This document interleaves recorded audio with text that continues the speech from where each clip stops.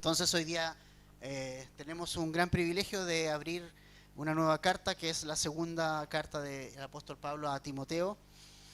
Y esta es una carta muy especial de un tono muy especial, de un tono de urgencia, pero también de un tono muy...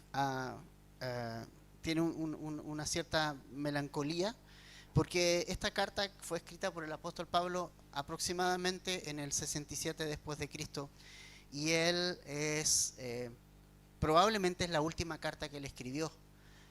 Esta es la última carta antes de ser ejecutado por el Imperio Romano y poder ser decapitado en el circo romano. Entonces tiene un tono muy especial y un carácter de urgencia además muy especial. Ya sabrás que el apóstol Pablo estaba muy interesado en cómo iban a ir las cosas de aquí en adelante, en el futuro de la iglesia. Siempre Pablo pensó en el futuro de la iglesia y él preparó a Timoteo para ese futuro.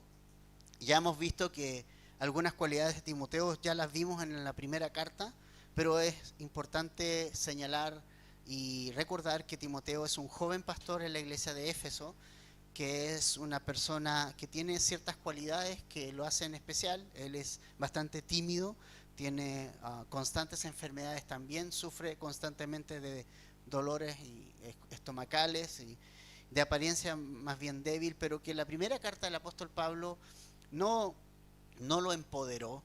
Ese es el término que usarían hoy día muchos, es empodérate. Él no, le dijo más bien, lo animó y que buscara la fortaleza en el Señor y en el Espíritu Santo, que es donde está la fortaleza realmente.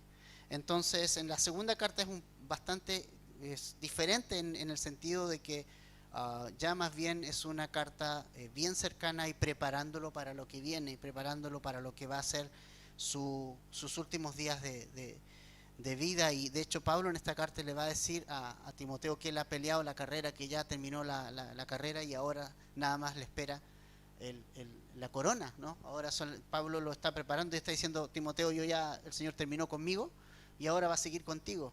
Y finalmente eso es muy importante entenderlo, familia, que la iglesia no es de nadie. La iglesia no es de Pablo, no es de Apolos, no era de Timoteo. La iglesia es de Jesús. Y entonces Jesús es quien se encarga de su iglesia.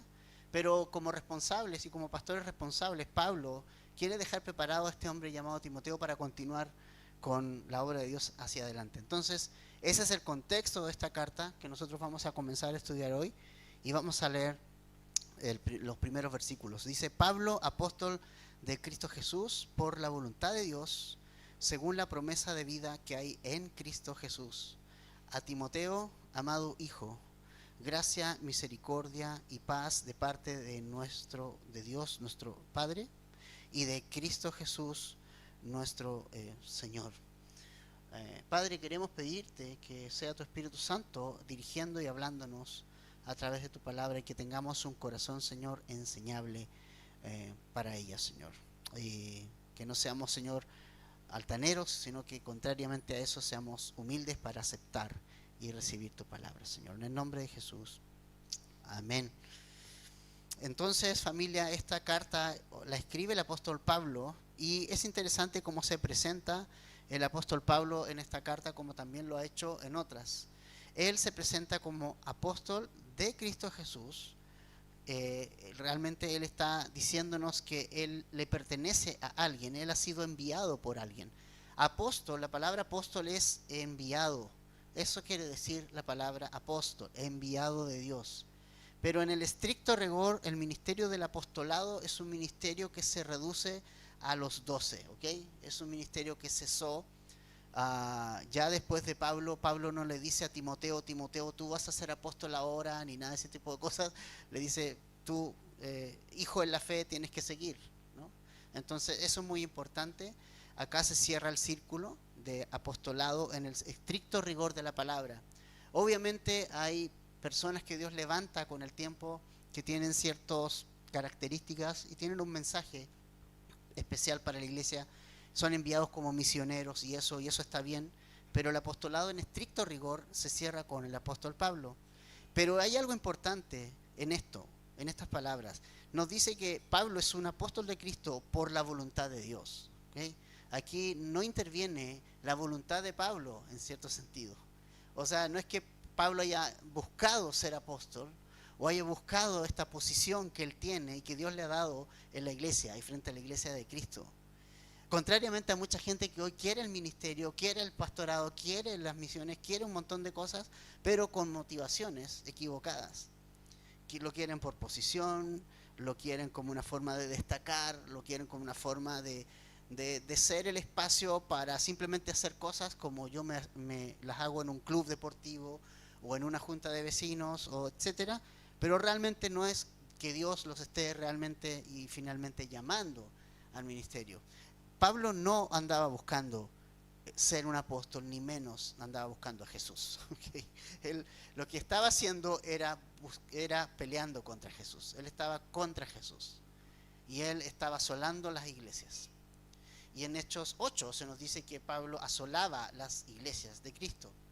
Y esa palabra asolar era fuerte, era como literal, las entraba y realmente las violentaba, y del pelo tomaba a las mujeres y las sacaba hacia afuera, arrastraba mujeres, arrastraba niños, no importaba si eran niños, si eran mujeres, si eran ancianas, si eran jóvenes, si eran niñitos o niñitas, no le importaba nada, las tomaba y las sacaba y las presentaba a los sumos sacerdotes para que fueran prisioneros y fueran ejecutados. Esa era la finalidad, ese era Pablo. Pablo no estaba buscando bajo ningún punto de vista que ser apóstol. Yo quiero ser apóstol. Él no quería ser apóstol. Él estaba en una dirección contraria. Y entonces Jesús se le aparece en Hechos capítulo 9. Jesús se le aparece a su vida. Y se revela a él y le revela la gracia a su vida. Porque él no merecía la salvación, como ninguno de nosotros la merece. La salvación no es por merecimientos, la salvación es por la gracia simplemente de Dios. Y Dios se reveló a Pablo y Pablo respondió al llamado. Y entonces el Señor lo puso y lo colocó en una posición de apostolado. El Señor lo puso en esa posición. Por eso él puede decir, soy apóstol de Jesucristo, no por mi propia voluntad, sino por la voluntad de Dios. Y eso es muy importante que nos preguntemos esta mañana. Es ¿quién eres por la voluntad de Dios? ¿Qué te ha hecho Dios por su voluntad? Eso es muy importante. Debes conocer la voluntad de Dios para tu vida. Dios tiene un propósito y un plan para tu vida, ¿ok? Eso es verdad. Dios tiene un propósito y Dios tiene un plan para tu vida. Ahora, cada plan es diferente y cada plan es distinto. Y Dios te quiere para cosas diferentes. Y tu vida no tiene que ser igual a la vida de otro. En Villarrica estamos estudiando Hechos y veíamos cómo Jacobo, y también en la escuela de ministerio estamos estudiando Hechos, cómo Jacobo muere a filo de espada. Pero Pedro no. Pedro quedó vivo. Pedro no fue ejecutado y Pedro sí pudo salir de la cárcel y siguió predicando el evangelio. Entonces tú puedes decir por qué Jacobo murió y por qué Pedro siguió vivo. Son dos hijos de Dios, son dos apóstoles, son dos personas que eran tan importantes para la iglesia. La respuesta es, Dios tiene su voluntad. Dios a ti te quiere para ciertas cosas, pero a otros los quiere para otras cosas, y cada uno tiene su lugar en el cuerpo de Cristo. Lo importante es que sepas estar en el lugar donde Dios quiere que estés y haciendo lo que Dios quiere que hagas. Eso es súper importante. Que eres por la voluntad de Dios. Y es genial que Dios nos permite ser llamados e ir tras su voluntad, porque Él nos ha dado vida. Y eso es lo que nos dice la segunda parte del verso 1, según la promesa de vida que hay en Cristo Jesús. O sea, para que Dios me llame, primero tiene que darme vida, ¿ok? Porque estaba muerto. Muerto en pecados y delitos. El apóstol Pablo estaba muerto en vida. Y Dios tuvo que darle vida. Y Jesús dijo en Juan 14:6 que Él es el camino, es la verdad y Él es la vida. Y cuando Jesús dijo eso, Él no estaba diciendo, a ver muchachos, vamos a armar un plenario y vamos a llegar a poder analizar estos conceptos y vamos a ver qué es la verdad, qué es el camino, qué es la vida. Él no estaba diciendo eso. Cuando Él dijo yo soy el camino, la verdad y la vida, Él no dijo yo soy un concepto de verdad. Él dijo yo soy la verdad, yo. Él no estaba discutiendo acerca de conceptos, estaba hablando de sí mismo. La verdad es Jesús y no hay otra. La vida está en Jesús y no hay vida fuera de Jesús. Y entonces en Jesús hay vida eterna. No hay vida en otras cosas. No hay vida en una vida de obras, de rezos, de tratando de cumplir, de tratando, hoy ahora sí voy a hacer una manda y voy a pagar esto. Eso no es vida, eso es muerte. Jesús es el único que puede dar vida eterna a alguien, tomarlo muerto en sus pecados, en sus delitos. El único que puede transformar esas cosas que están dentro de ti y que las tienes tan escondidas y que Dios sabe en qué estás, y puede cambiártelas y puede devolvértelas por vida. Eso es lo que Jesús hace. Jesús nos da vida. En Cristo hay vida. Así que cuando Jesús dice que Él es el camino, es la verdad y la vida, está hablando de que Él es una persona. La verdad es una persona. La verdad no es un concepto, no es una idea a discutir. La verdad es una persona y eso está fuera de discusión. Es Cristo, Él, su persona. Cuando Él dice yo soy el camino, está diciendo Jesús es la persona del camino. Y cuando Él dice yo soy la vida, en Jesús y solo en Jesús hay vida. No hay vida en rituales, no hay vida en mí. Él me tuvo que dar vida y hemos pasado de muerte a vida, nos dice la carta de Efesios. Hemos pasado de muerte a vida. Éramos muertos, hemos pasado al otro lado. ¿En qué? En la promesa de salvación, de vida que hay en nuestro Señor Jesucristo. Jesucristo salvó a Pablo, Jesucristo le dio un llamado a Pablo, Jesucristo lo puso en el ministerio, Jesucristo hizo todo. Entonces nosotros tenemos que entender eso. Dios nos ha dado vida y nos ha dado vida para algo. O sea, no simplemente Él nos salvó y dijo, ok, te salvo, ok, listo, es todo. Es el principio. Dios te salvó por medio de Cristo para algo, para un propósito. Él tiene un plan. Y como vuelvo a decir, ese plan es diferente en tu vida a otra vida. El plan de Jesús para Pablo era que hiciera todo lo que hizo. ¿Y qué le ocurrió en el camino? Prisionero y finalmente muere decapitado. Esa era la voluntad de Dios para Pablo. Entonces cuando a veces escuchamos en muchas congregaciones, Dios tiene un plan maravilloso, ese plan maravilloso también incluye cárcel, persecución, muerte, incluye eso. Recuerda que Jesús dijo, si alguno viene en pos de mí, niéguese a sí mismo, tome su cruz y sígame. Hacer la voluntad de Dios significa morir a mí. Significa morir a ti, a tus sueños, a tus deseos y todo ese verso que muchas veces escuchamos. Tienes un sueño, cúmplelo. No, Dios quiere que tú sigas sus sueños.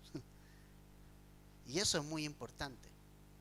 Necesitas descubrir cuál es la voluntad de Dios para tu vida. Pablo estaba tan seguro, al final de sus días sigue diciendo yo soy un apóstol porque Dios me puso como un apóstol. Entonces, ¿puedes decir hoy qué eres por la voluntad de Dios? ¿Puedes decirlo? La serie se llama, le hemos puesto Mantén la Fe, porque es una carta que nos va a hablar mucho acerca de permanecer, de mantenernos, de seguir creciendo, de seguir adelante, de no dejarnos amedrentar, de no cambiar de doctrina, de mantenernos, de mantener el rumbo, la dirección que nos ha dado el Señor. Y eso es muy importante. Y una de las primeras cosas que necesitamos entender es la voluntad de Dios para permanecer firmes. Para permanecer firme necesitas saber qué Dios quiere de ti. Eso te va a mantener firme. El saber qué Dios quiere de tu vida, qué Dios te ha hecho, te va a ayudar a mantenerte firme en la fe, sabiendo que Dios te ha dado vida en Cristo. Eso es una promesa firme, es una promesa segura. Entonces, eso es lo que Pablo está diciendo de sí mismo, que él es un apóstol por la voluntad de Dios, que Jesús le dio vida a él y luego lo puso en el ministerio, algo que nunca él anduvo buscando.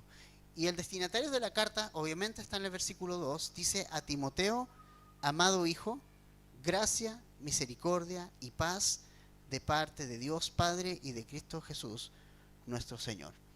Aquí tenemos el destinatario, que es Timoteo, y que a quien llama aquí amado hijo. Y realmente vimos mucho a Timoteo y hemos visto mucho cómo él tenía ciertas cualidades que son especiales. Él, por ejemplo, era un hombre que nunca levantó su propio reino. Él nunca levantó su propio reino. Siempre lo que hizo Timoteo fue honrar al hombre que Dios puso sobre su vida. era seguir la doctrina que había sido enseñada y había sido recibida del apóstol Pablo. Él siempre fue alguien que llevó a las personas hacia Jesús y hacia su pastor. No fue alguien que dijo, yo voy a poner esta iglesia y lo voy a hacer a mi manera. Él hizo la iglesia a la manera de Dios y a la manera que había sido enseñado. Es un hijo amado en la fe.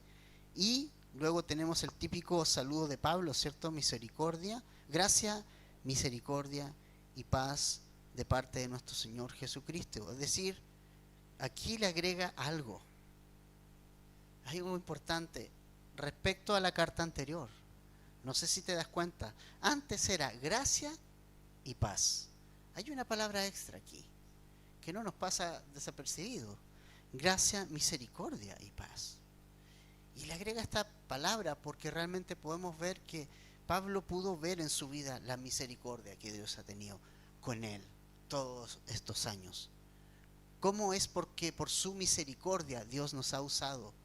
¿Cómo es que por su misericordia Dios ha usado la vida de un apóstol y la vida de Timoteo? Ha sido solo la gracia y la misericordia de Dios que ha podido hacer algo por medio de ellos. Y que provienen estas cosas de parte de Dios el Padre y de parte de nuestro Señor Jesucristo. La gracia, la misericordia y la paz vienen y provienen de Él. No podemos tener paz si no estamos en paz con Dios. Romanos 5:1 nos dice, justificados pues por la fe es que nosotros llegamos a tener paz con Dios. Tú puedes tener paz con todo el mundo, pero si no tienes paz con Dios vas a estar totalmente intranquilo y vas a estar viviendo en guerra constante. No vas a estar tranquilo, aunque estés en paz con muchos. Si no estás en paz con Dios, realmente eso va a significar en tu vida un caos completo. La única razón y la única paz duradera y verdadera vas a encontrarla cuando realmente Dios sea tu Padre. Y Dios no puede ser tu Padre a menos que vengas por medio de Jesucristo. Y entonces va a venir este fruto, gracia, misericordia, y vamos a obtener la paz de Dios que sobrepasa todo entendimiento. En Cristo Jesús viene de parte de Dios y entregadas por medio de Jesús. Ahora, ¿cuál es lo central de los primeros versos aquí? Vamos por favor al verso 3. Dice, doy gracias a Dios, a quien sirvo con limpia conciencia como lo hicieron mis antepasados, de que sin cesar, noche y día, me acuerdo de ti en mis oraciones, deseando verte al acordarme de tus lágrimas para llenarme de alegría. Entonces, luego del saludo, lo primero que Pablo hace, nota bien, es agradecer. Hay gratitud en el corazón de Pablo. Y la gratitud de Pablo se da en un contexto de cárcel. Pablo está encerrado para este punto de la carta. Pablo estuvo un tiempo libre, luego regresa a la cárcel para ya no salir más, sino salir su cuerpo de ahí. Entonces, lo primero que hace es dar gracias a Dios y recordar que él está en servicio a Dios, servicio activo. ¿Ok? Fíjate bien en la palabra que usa. ¿A quién sirvo? Está en presente. No dice a quién serví. Él está en la cárcel, está en sus últimos días, pero él está diciendo yo sirvo ahora, presente, a Dios.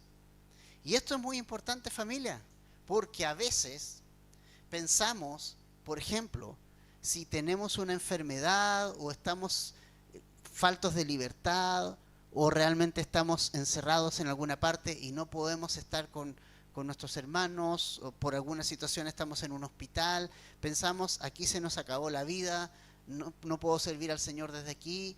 No es así. Nosotros somos siervos de Dios en la condición y lugar donde nosotros estemos. Siempre. Pablo no dice yo serví al Señor cuando estaba libre. No, dice sirvo al Señor. Estaba preso, pero él estaba sirviendo al Señor en el lugar en que estaba. Y eso es importante. Si tú llegas al hospital y vas a estar allí, tú vas a ser un siervo del Señor en el hospital y en esa condición. No necesitas estar fuera ni sano para ser un siervo de Dios. Tampoco necesitas estar libre para ser un siervo de Dios. Pablo estaba prisionero, pero era un siervo de Dios. A veces pensamos que el servicio es lo que hacemos en la iglesia, y eso no es solo eso, el servicio es lo que Dios quiere hacer a través de ti en el lugar y en el espacio donde tú estás. Si estás en el trabajo y estás ahí, sirve ahí, eres un siervo de Dios allí. Si estás en un hospital y operado, eres un siervo de Dios operado y en el hospital. Si estás prisionero por la causa de Cristo, bueno, eres un siervo de Dios en esa cárcel allí. Pero nunca dejamos de ser siervos de Dios. Si Dios no te ha permitido, hay personas ancianitas que no le permite llegar a la iglesia, pero Dios tiene un tremendo ministerio con esas personas en el lugar donde está. Y pueden seguir sirviendo aún sin poder llegar a la iglesia. Pueden estar en oración constantemente por cosas. Tienen todo el tiempo para poder orar, para poder estudiar la Escritura, para poder dejar que Dios les llene de su palabra y interceder por personas que están en el servicio. Aquí no hay servicio activo y pasivo, hay servicio, nada más que servicio, siervos de Dios. Entonces, somos siervos de Dios donde nosotros estamos. Pablo no dice yo serví, dice yo sirvo actualmente. Y estaba tremendamente agradecido. Mira, fíjate en el contexto que está agradecido. Pablo está encerrado en una cárcel y está agradecido. Está agradecido. Esto es muy importante. Considera lo que dice Primera de Tesalonicenses 5:18. Primera de Tesalonicenses 5:18. Pablo escribió ahí y dijo: den gracias a Dios en todo. Den gracias a Dios en todo. Porque esa es la voluntad de Dios para sus vidas. Entonces la gratitud debe ser algo que debe fluir constantemente del Hijo de Dios. Debemos estar y ser agradecidos constantemente de lo que Dios nos permite hacer para Él. Entonces Pablo está dando gracias, está sirviendo, no está pasivamente en la cárcel, está activamente sirviendo al Señor, aunque está en un lugar, podríamos pensar que no tiene la libertad de hacer nada, pero Él tiene la libertad de servir al Señor ahí. El Señor, la cárcel no impide la libertad de servir. Porque nada impide la libertad de servir a Dios. Servir a Dios es libre. Nos da libertad donde quiera que nosotros estemos. Aun que estemos en la condición física más extrema, tenemos la libertad para servir a Dios donde ahí estamos. Siempre. Y debemos ser agradecidos. Agradecidos del Señor, agradecidos de las situaciones, aunque estemos en una situación no muy cómoda, como lo estaba Pablo, siempre debemos dar gracias al Señor. Y es importante eso. ¿Y cómo, de qué manera agradecía Pablo? ¿Cuál era en la práctica lo que hacía? Era orar noche y día por Timoteo. O sea, él ocupaba el tiempo en orar. O sea, en la cárcel, imagínate, tienes todo el tiempo del mundo. O sea, ahí no puedes decir, no tengo tiempo mañana, no sé qué voy a hacer. Porque estás ahí. O sea, ¿qué vas a hacer? Tienes la oración. Y entonces me gusta lo que dice el verso 3 hacia el final, porque dice, es una oración, primero, sin cesar. Segundo, es noche y día. O sea, él no dice solamente oro en la mañana, es noche y día. Pablo está constantemente en una oración constante. Siempre está orando. Está atento y orando, orando, orando y orando. Ese es el servicio que Pablo está haciendo dentro de la cárcel. Y ese es el mejor servicio que alguien puede hacer. Orar por Timoteo, orar por la iglesia es uno de los ministerios más potentes, porque la oración es la que permite que la iglesia avance. Sin oración la iglesia no avanza. Es la oración la que finalmente va a permitir, y la intercesión, que Dios toque corazones, que la obra siga adelante, que haya poder y el Señor vaya transformando las vidas. Es la oración la que lo hace. Entonces, Pablo está haciendo lo que puede hacer.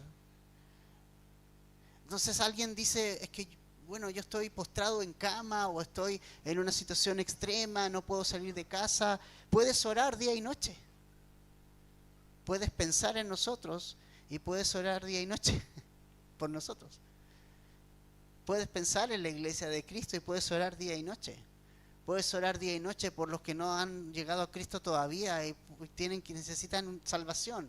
Puedes orar día y noche por eso. Puedes hacer cosas, puedes servir al Señor. No se ha acabado la vida. Entonces, me gusta esto y yo he observado ejemplos de personas que llegan hasta el último día de su vida sirviendo al Señor, sirviendo al Señor, sirviendo al Señor sin importar la condición en que se encuentre. Y eso es lo que yo también he visto ejemplos palpables de eso. He visto el pastor Chuck Smith en una de las últimas apariciones que hizo entubado con oxígeno, enseñando y animando al cuerpo de Cristo, animando a toda la iglesia con un mensaje de mantenerse firme en la fe y a punto de morir de su cáncer. Entonces necesitamos entender estas cosas. Servimos hasta el último día de nuestra vida y somos útiles hasta el último día de nuestras vidas.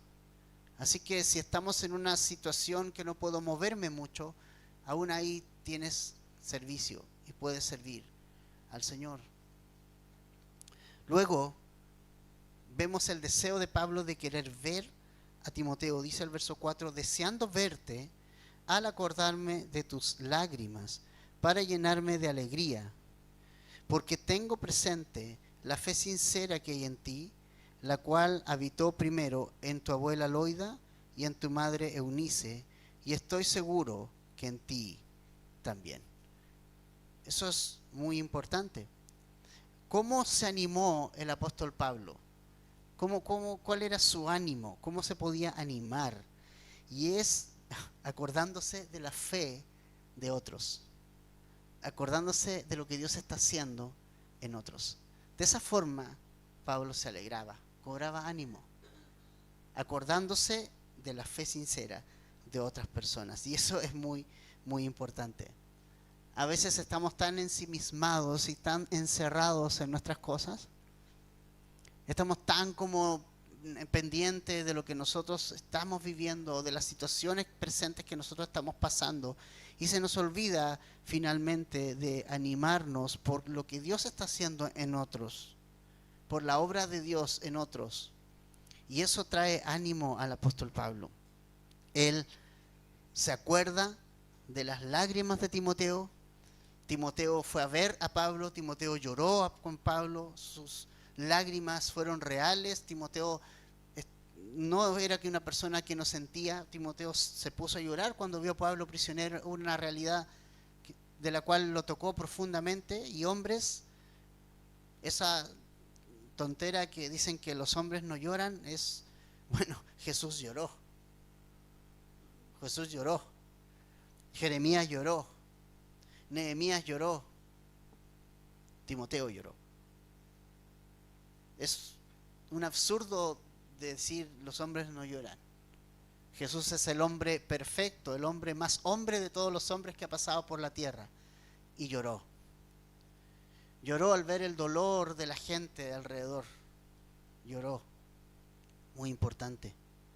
Entonces, al ver esas lágrimas, lo que trajo alegría al corazón de Pablo es ver que Timoteo, a pesar de sus lágrimas, seguía permaneciendo en la fe. Tenía una fe sincera. Ahora, ¿quién traspasó esa fe a Timoteo?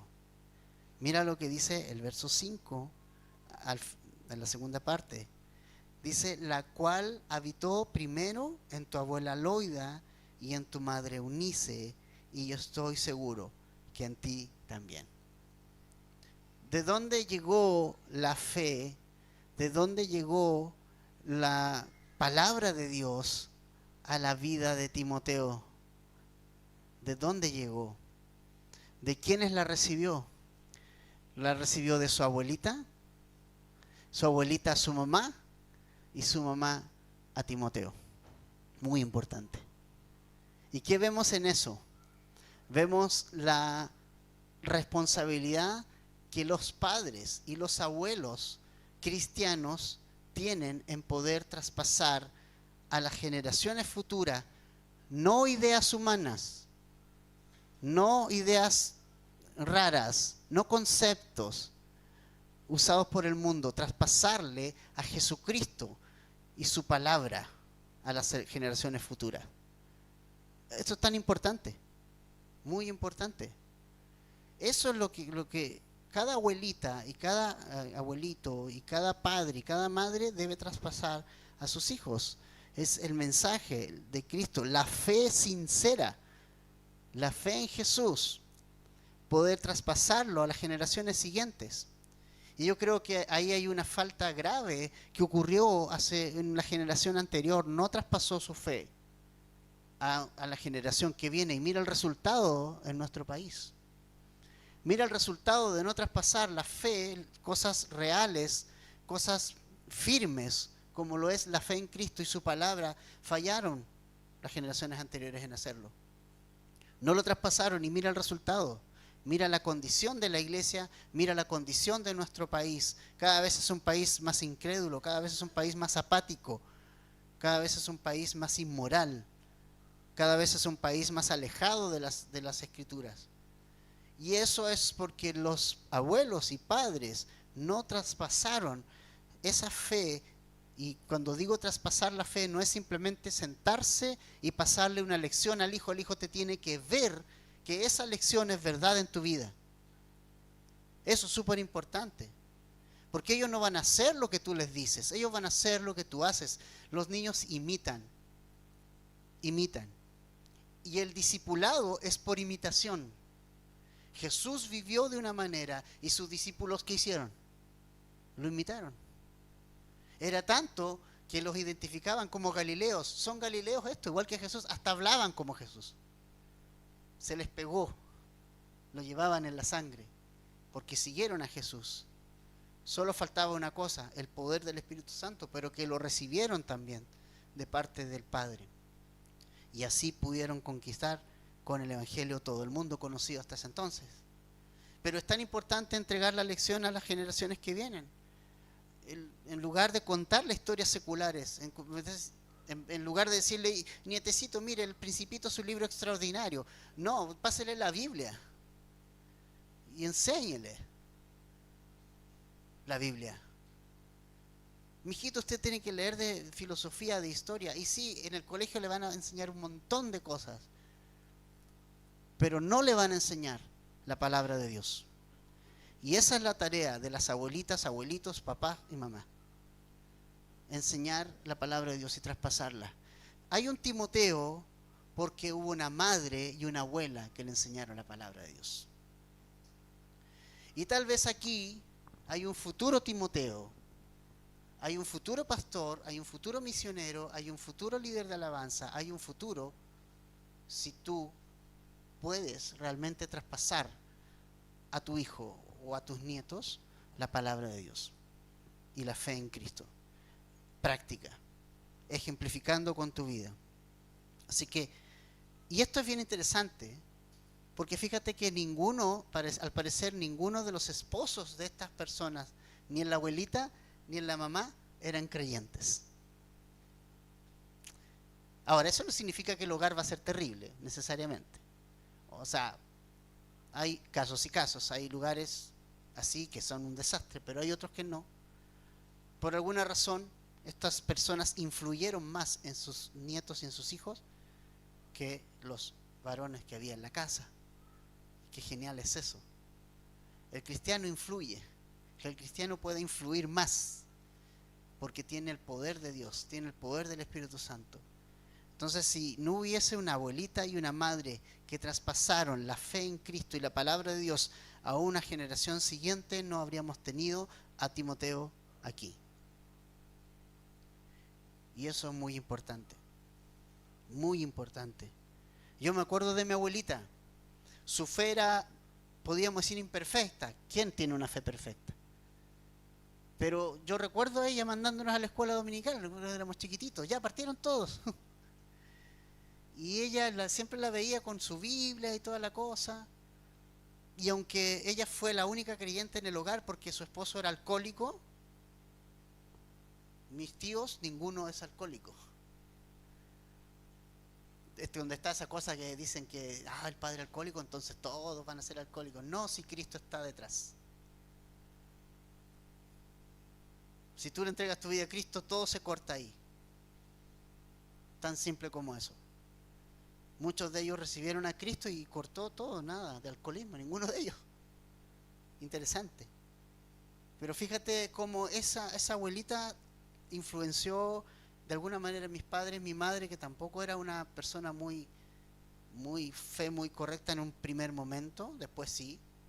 Se casó con un hombre no cristiano y por embarazo. Se casó porque en la época, si estaba embarazado de alguien, no, te casás y punto, ¿no?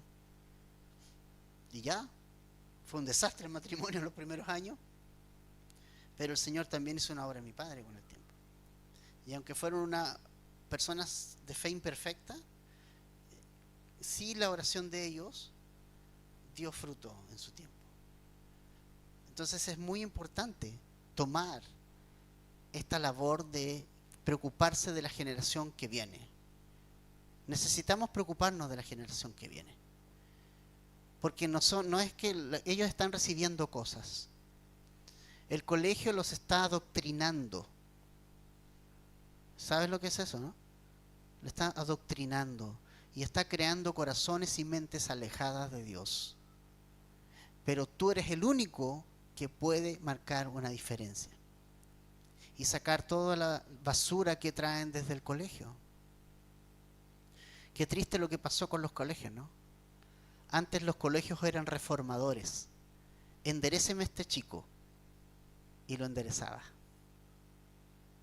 Hoy son deformadores. Interesante cómo cambian los tiempos. Pero nosotros tenemos la responsabilidad de la generación futura. Y no solo como padres, también la iglesia te puede ayudar en esto. Por eso tenemos las clases de niños. Y por eso también vamos verso a verso en las clases de niños. Vamos en la historia correlativa. Y eso es muy importante. Necesitamos preocuparnos de la generación que viene. Ahora, considerando todo esto que Pablo dice acerca de Timoteo, hay algo que necesitamos hacer para mantener la fe en nuestra vida. Versículo 5, perdón. No, 6, está bien. Por lo cual te recuerdo que avives el fuego del don de Dios que hay en ti por la imposición de mis manos. Porque no nos ha dado Dios espíritu de cobardía, sino de poder, de amor y de dominio propio. Por lo tanto, no te avergüences del testimonio de nuestro Señor, ni de mí, prisionero suyo, sino participa conmigo en las aflicciones por el Evangelio, según el poder de Dios. Fíjate, hay una cosa que Timoteo estaba olvidando, y peligrosamente olvidando. Tal vez estaba viviendo un presente desanimado, algo desanimado. Timoteo, con todo lo que estaba pasando, su pastor estaba preso, no era un asunto que se alegrara. Él había llorado cuando lo fue a ver y estaba muy complicado emocionalmente y estaba a cargo de una iglesia. El peso emocional y espiritual era fuerte, pero no debemos dejar que las circunstancias apaguen el fuego en nuestro corazón, familia. No debemos dejar que lo circunstancial nos apague ese fuego, ese ardor de Cristo que hay en nosotros. Debemos mantener el fuego de Dios en nuestra vida. Y lo que dice Pablo acá es que avive el fuego del don de Dios. Pablo un día oró por Timoteo, puso sus manos sobre él y él recibió el poder del Espíritu Santo en su vida. Él recibió ese poder, esa fortaleza de Dios, esa valentía, ese ánimo. Y es una promesa que Dios nos ha dado a todos nosotros. Es que nos da valentía, ese fuego del Espíritu Santo nos da valentía para hacer testimonio, para dar testimonio de nuestro Señor Jesucristo. ¿Cómo puedo vencer la timidez y la vergüenza de testificar de Cristo? Es recordando que el Espíritu Santo está en nosotros. Y es recordando que dependemos del Espíritu Santo. Por lo tanto, debemos de nosotros realmente avivar el fuego que hay en nosotros. No debemos dejar que las circunstancias apaguen nuestro fuego. A lo mejor no tienes trabajo, a lo mejor tienes dudas de todo tipo, pero no permitas que esas cosas Apaguen el fuego de Dios que tiene que haber en nosotros. Ese fuego de que Dios nos use, ese fuego por las almas perdidas, ese fuego de servir a Cristo, ese fuego de vivir para Cristo. No dejes que tu trabajo y tu rutina mate ese fuego que hay en nuestro corazón, para que puedas mantener la dirección correcta, para que puedas mantenerte manteniendo a Cristo en primer lugar, para que nos mantengamos buscando primeramente el reino de Dios y su justicia. Necesitamos recordar, Pablo dice, recuerda tu fe, Timoteo, recuerda lo que ha pasado con tu vida, recuerda que yo oré por ti y tú recibiste la llenura del Espíritu Santo, recuerda que recibiste el don de Dios, el regalo del Espíritu Santo. Ese es el don de Dios. Y ese es el don de Dios que tú y yo tenemos. Hemos creído en Cristo y tenemos el Espíritu Santo dentro de nuestro corazón. Y el Señor nos ha dado ese Espíritu Santo, y el Espíritu Santo trae tres cosas importantes. Es poderoso, trae poder a nuestra vida, ¿ok? Poder para poder ser un testigo de Cristo. Esos discípulos cobardes que estaban escondidos en Jerusalén, después del Espíritu Santo, de la venida del Espíritu Santo en Hechos 2, ¡fum!, salieron a testificar de Jesucristo. Y luego, Samaria. Y luego, ¡pum!, Judea. Y luego hasta lo último de la tierra. ¿Por qué? Porque el Espíritu Santo les dio la valentía, el denuedo de poder predicar a Jesús así. Necesitas recordar esta verdad esta mañana. Tú tienes el fuego del Espíritu Santo en tu corazón, pero tú lo apagas. Lo apagas con tu carne, lo apagas con tus prioridades incorrectas, cambiadas, lo apagas poniendo más ojo en las circunstancias que en lo que Dios te ha dado.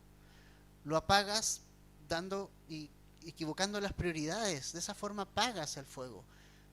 No tienes que apagarlo, tienes que avivarlo.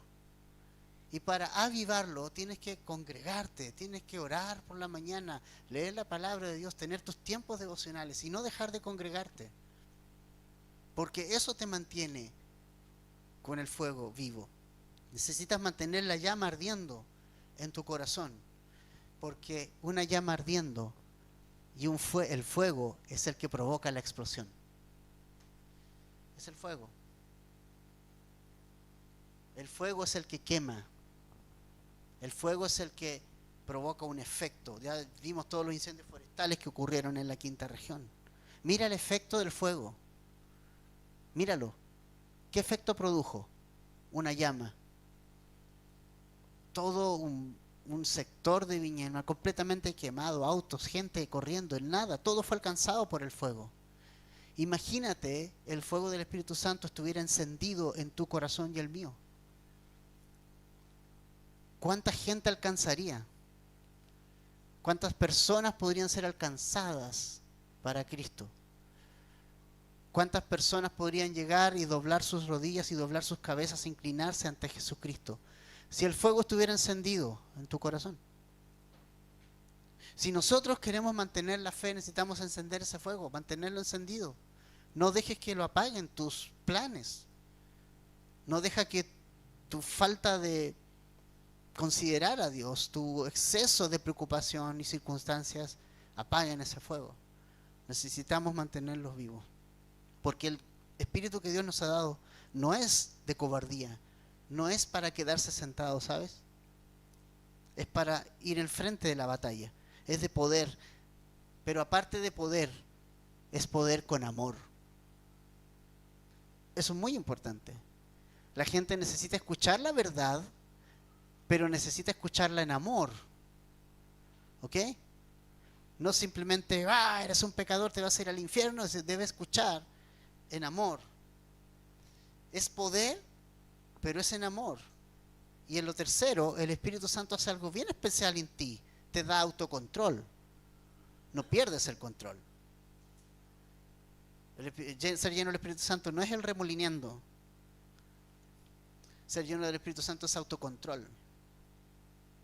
Vas a tener dominio personal, propio, templanza. El fruto del Espíritu es amor, gozo, paz, paciencia, benignidad, templanza, mansedumbre, equilibrio, fe. Todas esas cosas son el fruto del Espíritu. Y eso va a darte el Espíritu. Entonces, importante, dominio propio. Y lo final es que me va a dar la fuerza para ser un testigo tuyo, un testigo de Cristo, un testigo de lo que Él hace. Y nos va a llevar a participar de las aflicciones por el Evangelio. Nos va a dar el poder para poder hacer frente a la oposición que viene a nuestra vida, familia. Así es que, mi estimada familia, esto es tan importante para nuestros días. Necesitamos mantener la llama viva. Necesitas mantener el fuego ardiendo. No dejes que se apague.